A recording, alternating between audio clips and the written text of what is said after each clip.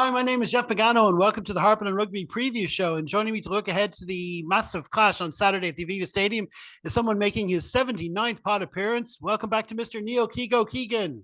79. Whatever debt you're paying, it must be nearly paid off at this stage. We're getting there eventually. Well, but just over halfway anyway. No, listen. Before we crack on, just to get your quick thoughts on Leinster's 36-22 win over Leicester last week. I'll take the scoreline and not the memory of the game. Like as we were talking about a second ago, watching Gibson Park live is magical. A lot left in the tank for this week. Good crack afterwards. Great to see people. Brought the old man there for his birthday, so everyone had a good time. Paid for it the next day, but no, a lot in the tank, and I'm gagging for this weekend. Yeah, I mean, it was just we could never get over that 14-point cushion. We never really felt comfortable towards the end, but Leicester got off to a good start. But like you say, I mean, we'll take the magic from wherever we can. And that first half hat trick really spoke for itself, and it really put Gibson Park. And as Keno said on our rap pod, if it was DuPont who had done it, sure, the whole rugby world would be talking about it. So we'll see how much his stock rises. For the rest of the season. But anyway, look, let's push on, and now it's time to look ahead at our feature match of the week, which is of course Leinster v Rochelle in the quarterfinals of the 23-24 Investec Champions Cup. It's taking place at the Aviva Stadium again on Saturday, April the 13th, kicking off at 5:30 p.m. TV coverage in Ireland is on RTE2 and TNT Sports 3. As ever, you'll find the full listings for the weekend over at harpinandrugby.com. Just click the Rugby on TV tab. Leinster named their match day 23 at lunchtime on Friday. If you're watching on YouTube, it's right there in the screen, or for pod listeners, it's in the program notes. Keego has picked out a few points coming from Leinster's team, talking about the balance first. Yeah, that's the thing. So, once we finish the Six Nations, it's how the lads are going to come in. How are you going to balance, them coming in with the people who have done the jobs in the meantime. And, you look at players like Osborne right there in the midfield with the injury to Ringrose. He's obviously kind of stepping up and getting another shot at a big game. He's a big boy, big game. And with Robbie Henshaw, who's starting to come back into massive form. But the balance, when you look at the second row, so the kind of the short bit of analysis is beef in the pack, speed in the backs. You got Jason Jenkins in there beside McCarthy, because when you see what the 4 and 5 of La Rochelle are going to do, they're going to go for it. They've got a bit of beef there. Nothing to be scared of, nothing new. It's just consistent carnage. And so the boys will need to have twinkle toes as well as big shoulders on them on the day, which is great. Love watching Jenkins play. But it's going to be interesting to see with the bench. Got Conan on the bench, Van der Fleer on the bench. So I do feel that that they're looking at an 80+ minute performance. And there's quite a good balance on the starting 15 versus the 6-2 that has come back. Yeah, I mean, it seems that what we're doing is we're picking a team that's specifically for this opposition, with the players that we have. And what we've done in the past is just, push forward with our best team week in, week out. And of course, 96% of the time that worked, but that extra percent is the one we're looking for. And they seem to have reverted to what we did in La Rochelle earlier in the season, and gone for a team that, we brought Will Connors in. He's a quality player. He'd walk into pretty much anyone's European team, but he hasn't featured that much this season, except for that, most notably that win in La Rochelle. And he's a specific type of defender in particular, but he's got talents in other areas as well. So it'll be interesting to see how he's deployed. And also Jenkins, you mentioned him, very interesting that he's starting. It's a big hole left by James Ryan, of course, and it was a big hole that he left when he went off in that final that we don't really want to talk about last year. But be interesting to see if they've got a specific role for him in this spot. And then of course in the centers, you mentioned Jamie Osborne. I mean, him and Henshaw, they're up against pretty much the best center pairing in Europe, I'd say, at the moment, because they're both fit, Dante and Seteni. So there's contest all over the park. Your second point is about how we put those past falling short against La Rochelle behind us. Yeah, part of this is between the ears. It's not a skill issue. It's not that kind of thing. It's between the ears. And I know we had a good shift against them earlier on in the competition, but there is still a ghost to go. And you know what I mean? If things start happening similar to last year, we need to have a good start like we had last year.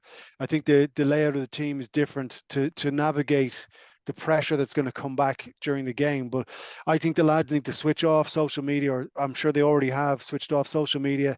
Ignore where La Rochelle are going, what they're doing. Just concentrate in your own piece of the world.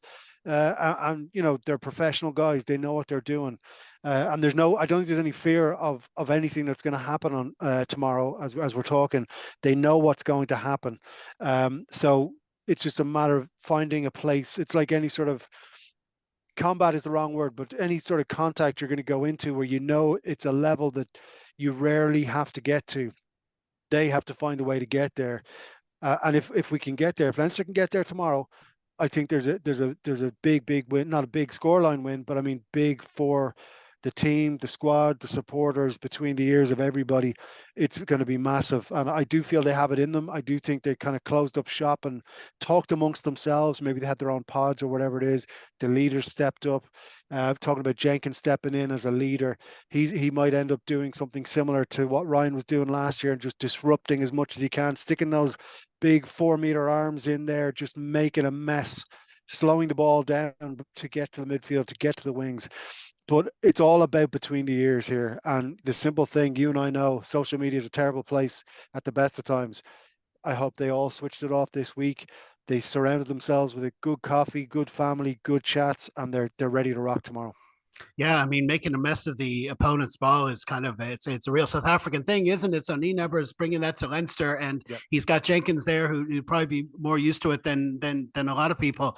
And yeah, another feature for Leinster this season has been like with regards to previous season, we were winning, putting 50 burgers up week in, week out and learning nothing from it. But what we've had this season, we've had a lot of teams, and last weekend's an example of that as well. Leicester came and scored in the first few minutes, and they put it to us in the opening minutes. That the ability to adjust within the game as well has been key. So as we all know, last year we got off to such a great start, but then we were gradually worn down. But solving problems mid game has been a feature for us this season, and we'll definitely need it. So it's those extra aspects as well, not just the tactics we're bringing into the game that could be key. And finally, you just want to mention, looks like there could be a sellout crowd on Saturday. Absolutely brilliant. And I salute absolutely everybody. It's not easy going to these games, finance wise, real life wise, but I salute everyone going. It's just not working out for me this weekend after the damage done last weekend. But no, it's going to be great, and it's another massive job for the people in the stadium. There can't be a quiet seat. There can't be little bits of conversations about what you're going to do afterwards. The perfect time to kick off. 5:30 is absolutely perfect. We need everyone there early, screaming. I want to hear everyone being hoarse on the dart on the way home. We need to be there for the team. Not that we're not, but we just need to be extra there this weekend. Absolutely. We don't want to look too far ahead, obviously, but of course, it was announced during the week that as much as we love going to the Aviva, should we win this one, we'll actually be playing at Croke Park in the semifinals. That's an extra big incentive, extra big reward going through. Imagine an 80,000 crowd, but obviously, we don't want to imagine too much. Oh, A it little, doesn't little bit of exist yet. rugby to be Yeah, played. Exactly. yeah. Yeah. And then we'll just have a quick look there at the La Rochelle lineup, which was also announced. I think the key there from Leinster's point of view is the absence of Brice Dulin at Yeah. 15. I'd say, someone in our WhatsApp group pointed out that it's probably as much a loss to them as Hugo Keenan would be for us with the guard. He's got a great rugby brain. He doesn't just play normal 15. He can start attacks going out of nothing, and it's a big loss to them. But obviously, plenty of names around the park there that can hurt us. Good to see. From an Irish point of view, good to see Ultan Delan get a start there. He'll be alongside Skelton in the second row, that back row where we have a specialist chop tackler wearing our 7 jersey. With Van der Fleer to back him up. We've got Botia, who's a specialist poacher, starting for them. So there's a lot of, and of course that front row with Antonio and loads of places around that team that can hurt us. So it's going to be, it goes without saying, it's going to be a tough ask for Leinster for sure. Oh, Okay. 100%. Can I just say really quickly, Yep. as you see it on the screen and you see it on all the apps and you see it written down, they're big boys. And it's the basics. It's keeping them turning around. It's keeping them moving, keeping them putting what they did to us last year. We need to get them working hard. So that's why I think our footwork in our front 5 is superior. Where there's a size difference, but the footwork is there. I think if you push up on Ulton Delan, make him feel a bit of pressure, Skelton has to double job. He's not going to, I said it last year, he can't do 80 minutes, but if he's double jobbing, he can't do it. So I think we've got to be smart in what we're going to do. They know they're going to try and do things like, Ulster did, Leicester did last weekend, kind of charge into that hole behind our front line. We need to keep them busy no matter what. James Lowe needs to find touch, needs to find Rose Ed every single time, and keep them turning around, having to turn on their arse and walk back. That's what we need. We need to get, if they're wearing Fitbits, they need to be hitting their step count 15 minutes into this game and have them sucking so much wind that their support is going to suffocate from oxygen deprivation. That's what we need. Absolutely. And okay, so now let's have a quick look at the officials. It's an all-English team there, as you can see, with Carl Dixon holding the whistle and his assistants there. The weather for Ballsbridge, it promises to behave the way it's saying. It might be a bit windy, but little or no rain and mainly clear. That's pretty much all you want for a match like this. And now we'll just have a quick look at other matches. Now, of course, 3 other quarterfinals this weekend, big matches. But I want to focus more on the other provinces that are left in Europe. We've got both Ulster and Connacht have away quarterfinals. Yep, Connacht going to Italy. I haven't looked at the Connacht squad yet, but hopefully the lads are still in there, still ready to go. I enjoyed the game last week, and I feel there's a bit. It almost feels like there's been a bit of momentum coming back into that other green jersey, which is great to see. There's no question on spirit, there's no question on skill. There's other business stuff, but I think they have this momentum. If they can keep a hold of that, start well, really get some momentum going, we may end up with another Connacht win at the business end of the season. Yeah, I mean, if you go back about 10 years and you knew one team was playing away to Claremont and one team was playing away to Benetton, you know which one you'd be favoring more, but it's complete reversal now. Claremont are in serious relegation trouble in the top 14.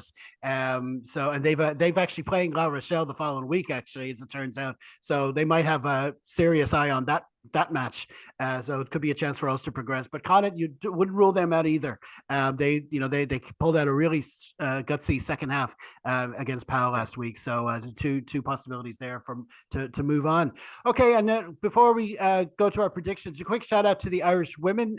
You'll see the team there on the screen. They have a massive game against Wales in Cork on Saturday. It's a shame it clashes with the Leinster match. I'm really annoyed about that. I know it's what they call a first world problem, but it's the second half. When that second half kicks off is when things are kicking off at the Aviva. So that's like 55 pairs of eyeballs that could have been watching the girls against Wales, but they picked a team. They're great to see Cliona Maloney back in the reckoning there. She's on the bench, so we wish the girls all the best, and that's a huge game for them in the Women's Six Nations. Okay, so it's head on the block time, Keego. Leinster v La Rochelle. How do you see it going? I think our friend Frawley is going to be the difference. I think he's going to come on, and I think it's a couple of penalties in it. I think it's like 6 points. I think we're going to squeeze a couple of exhausted penalties out, kind of last quarter, and they won't have the gas to keep going. I think we've learned from our mistakes. I think it's 6 points.